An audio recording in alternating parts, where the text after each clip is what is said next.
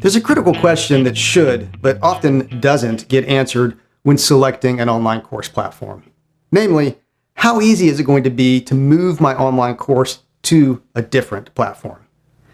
You see, most course platforms provide you with a variety of tools for creating online courses inside the platform, and that can be great for getting you started quickly.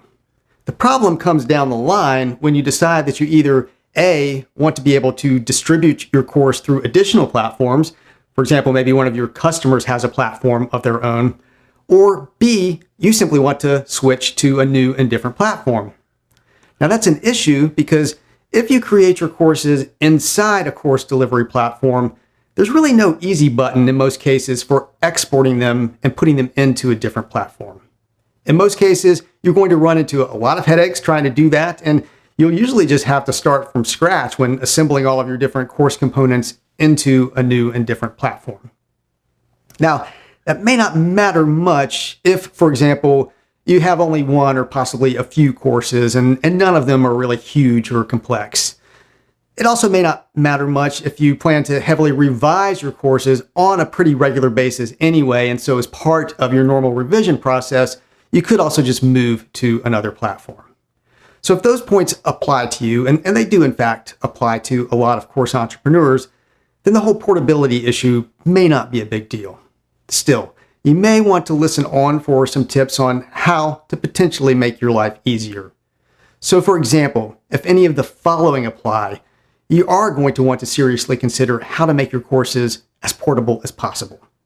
So let's say you have or plan to have a large online course catalog.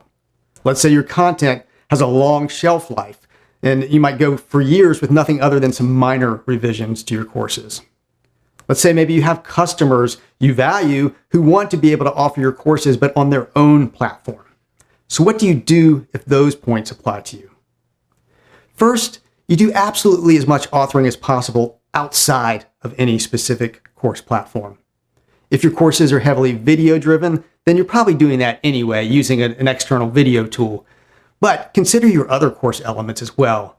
So any text that's part of the course, pages that people might click through, worksheets, checklists, tests, evaluations. With all of these, think twice before using the authoring tools in your course platform. The second, you may want to seriously consider using an off-the-shelf authoring package like Articulate Storyline or iSpring or Camtasia. And you can find various options for these by going to learningrevolution.net/course authoring. Now, all of these will create content that can be used in pretty much any course platform. They can also package this content using SCORM or Tin-Can, which are standards that matter for distributing courses to your customers who have their own platforms. You might, for example, be using a platform like Course Container to do this, and you'll want SCORM-compliant content when you do that. Finally, use your judgment. Many of the online course platforms do have some very cool tools in them that you'll want to use to enhance your courses. I'm not trying to tell you not to do that. I just want you to do it with your eyes wide open and looking toward the future.